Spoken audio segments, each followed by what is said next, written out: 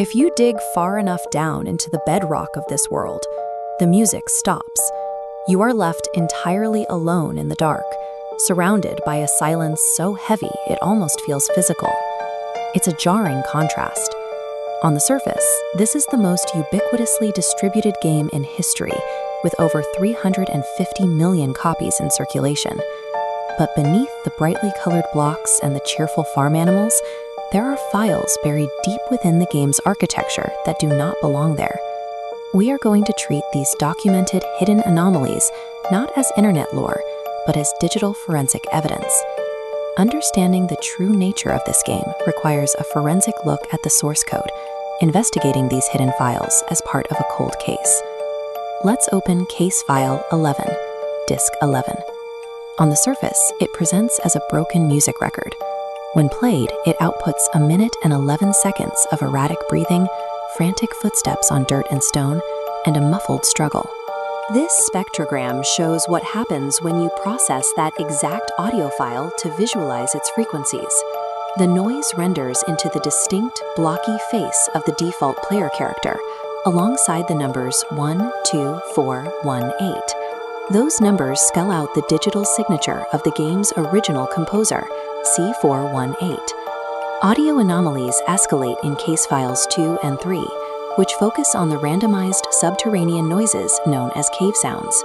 Specifically, Cave Sound 21 contains a layer of high-pitched static that mimics Morse code.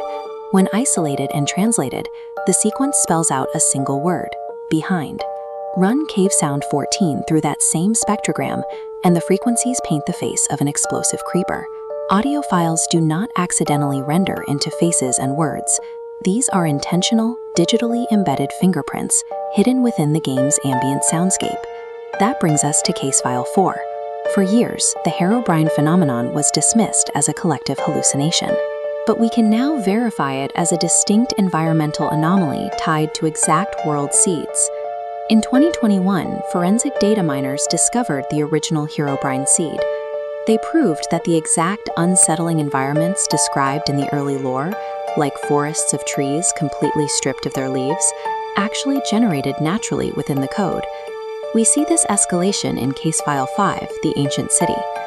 Buried at the lowest possible coordinates in the game, the center of this ruined metropolis holds a massive, heavily reinforced portal frame.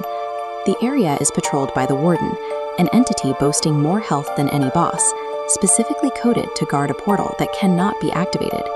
The developers have remained entirely silent on what it is supposed to do. And finally, Case File 6, the End Poem. After defeating the final boss, the game presents a 12,000-word scrolling text. The text details a private conversation between two omniscient entities. They watch you, the player, and explicitly refer to you as both the dreamer and the dream itself. From the physical architecture of dead cities to the final scrolling text, the game systematically constructs an environment that forces you to question the reality of the very world you are building. A clean waveform doesn't accidentally arrange itself into an image or Morse code.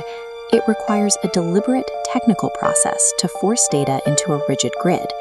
Someone had to intentionally compile the sequence, release it globally, and actively choose to never mention its existence.